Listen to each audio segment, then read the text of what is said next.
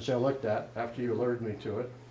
So what it allows you to do is after your search, and here's the, can you see this says electronic design engineer and senior electronic design engineer, and down here somewhere it says you can click on the link and it'll tell you who in your network could help you to get there, or it'll show you who your second degrees and third degrees.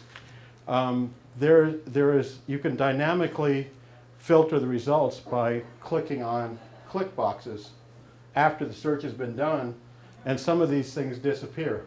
So you can zoom in again after the search has been done to refine it.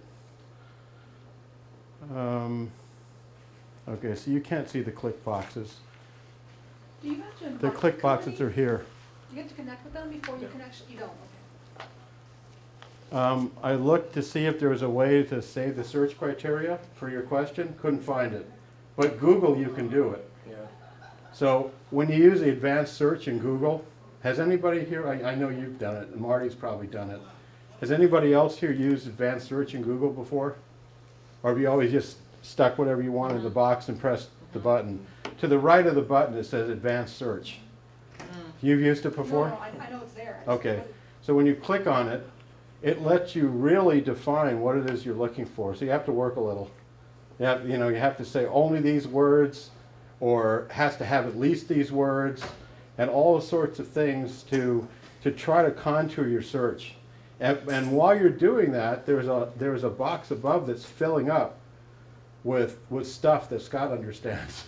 Percent signs, all kinds of stuff. And it's the result, it's the reduction of all your clicks on the different squares in your words. It creates a single line, and you can actually copy that line and like put it in a Word document. So you're compiling a list of here's my best hits for a job for this week, and have all those results of all those advanced searches in Google. And then you can click on each one of those from the document and go right to where you were before. So you can save your search. You can save your search criteria. On LinkedIn, you can't do that. So you go through all this, I want to be within 50 miles in this zip code, and do all the dynamic refining. And then when you're done, you can print things out, you can do screenshots, but you can't save the search criterion. You know, I think you can Does it go bookmark the search result URL.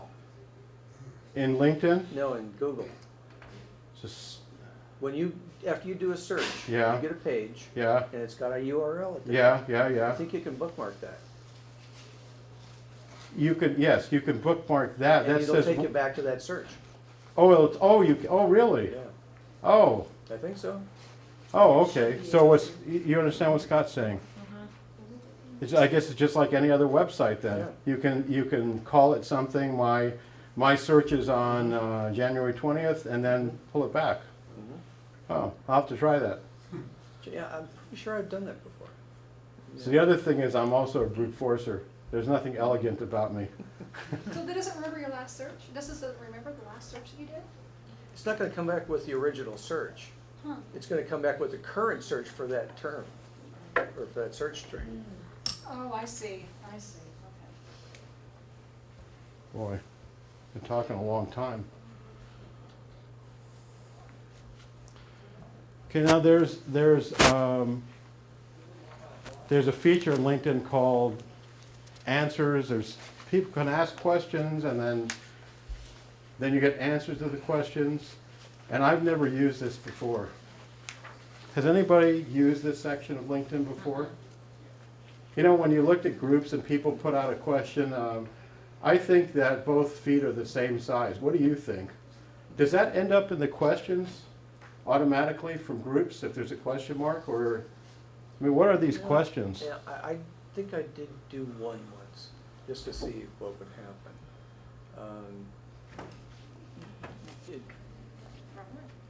I don't remember it being that particularly powerful, and it looked like there were a lot of just weird questions out there. So, Now I know one thing, when there's a question and you answer the question, then something comes up when people look at your profile that says, Lonnie answered this question, for whatever it's worth. So anyway, if it matters to you and you want to look into it, you can search answers. I've heard of people getting contacted by recruiters and companies that searched in those question and answers, looking Oh. for people with specific skills.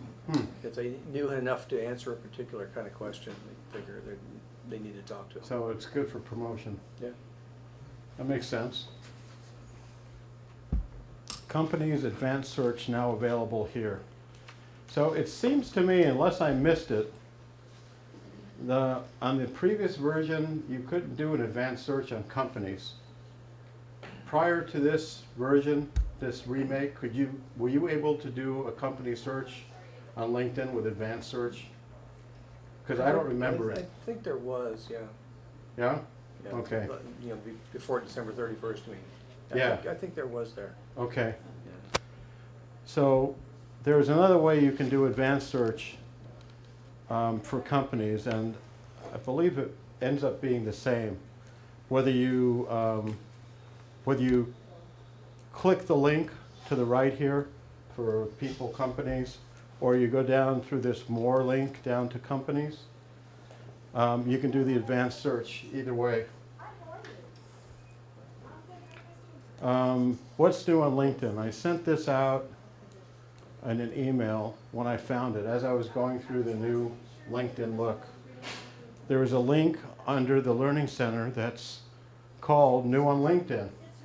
And it tells you what they just did. I think this is new. I think new on LinkedIn is new. So I guess this is recursive. So they could just see this spooling out, right? Like all the way out the hall. What's new on LinkedIn? New on LinkedIn. Who's on first? So this to me is a pretty powerful thing. In fact, I'm pretty high in the whole Learning Center. I thought it was pretty well done. So what I'm telling you tonight is probably 2% of what you can do with LinkedIn. This is really this is a view from 100 feet, 100 miles up. You can really get into some detail, and I'm sure if we get back together in 4 or 5 months, people will be bringing back features to share that I didn't know anything about. So I like the Learning Center. How old is LinkedIn? How long has it? Because it seemed like everybody just got on this year, it seems Well, like. my son told me about it, I think it was about 3 years ago. It's older than that, though. It's It- older it- than that, 'cause my account is older than 5 years old. 5 years old. Oh, It's just, you can just tell it's just gaining such, everybody's on it now. But yeah, I only started using it really in the last 18 months. Yeah. When I first started, I only tagged 10, a dozen people. And that's about my story. Something like a year and a half ago, I started really Right, it using just seems like, something just becomes like a critical I think this point. may be one of the things that everybody under 30 that was professional was into way before I ever got to it. I didn't, when Eric told me about it, I looked at it and said, okay, big deal. And after about 6 or 7 months, he said, I looked at your profile, you're not doing anything. I don't know if I'm interested in this thing. But then I started seeing what people were doing with it, and I started getting very interested, and I started working on this, and I got real interested. So I'm one of these people that typically doesn't use something unless I have a need to use it. I usually don't go in and try to figure, oh, how does that work? Oh, what's this about? If I need it, then I figure it out. It's like a manual for a piece of equipment. I usually skim through the manual, because I'm an engineer, you gotta skim through the manual. And then I put it away, and then when I need to do something, I look at that chapter. And that's what I do. So I was late getting into this.